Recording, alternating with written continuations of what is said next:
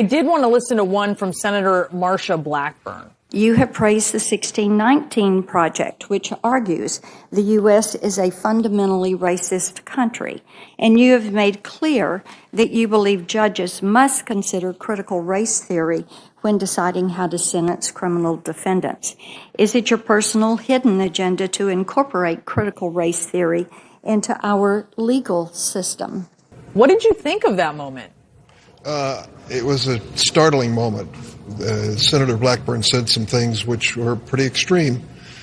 Did you ever accuse in one of your habeas petitions the government of acting as war criminals for holding the detainees, the holding of the detainees by our government, that we were acting as war criminals? Senator, I don't remember that accusation, but I will say that... Do you believe that's true, that America was acting as war criminals in holding these detainees? What I was doing in the context of the habeas petitions at this very early stage in the process was making allegations to preserve issues on behalf of my clients. A habeas petition is like a complaint that lawyers make allegations. You know, I've been a lawyer too, but I don't think it's necessary to call the government a war criminal in pursuing charges against a terrorist. I just think that's too far. I don't know why he chose those words. That's just too far. But we are where we are.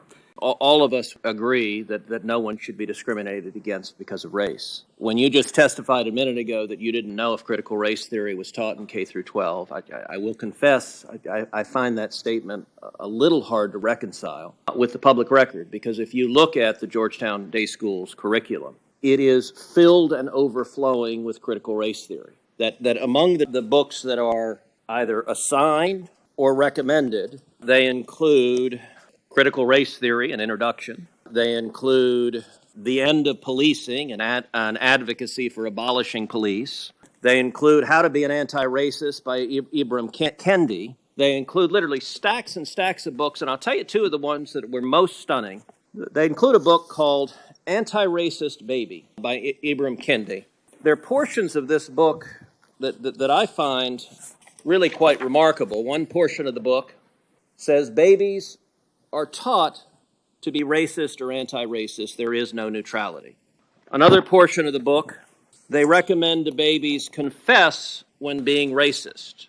Now, this is a book that is taught at Georgetown Day School to students in pre-K through second grade, so 4 through 7 years old. Do you agree with this book that is being taught with kids that babies are racist? Are you comfortable with these ideas being taught to children as young as 4 in respect to the first book, as young as 8 and 9 in respect to the second book? Senator, I have not reviewed any of those books, any of those ideas. They don't come up in my work as a judge, which I'm respectfully here to address. But what I will say is that when you asked me whether or not this was taught in schools, critical race theory, my understanding is that critical race theory as an academic theory is taught in law schools, and to the extent that you were asking the question, I understood you to be addressing public schools.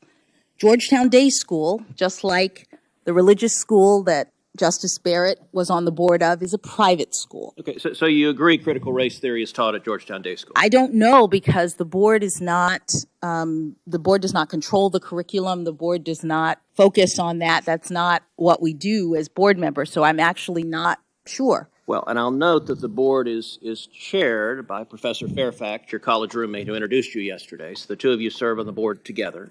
Ms. A journalist, as you say, who made that statement, and I called it provocative.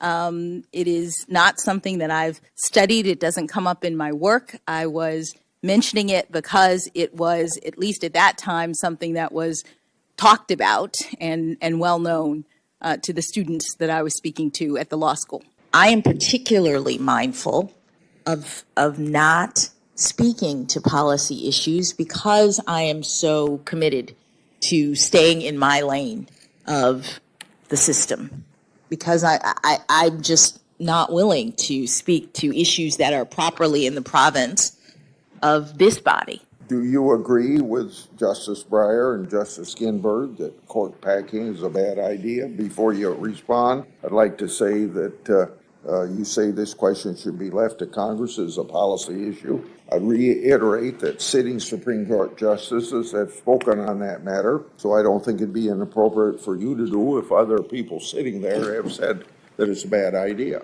Well, respectfully, Senator, other nominees to the Supreme Court have responded as I will, which is that it is a policy question for Congress. And I am particularly mindful of not speaking to policy issues because I am so committed to staying in my lane of the system, because I'm just not willing to speak to issues that are properly in the province of this body.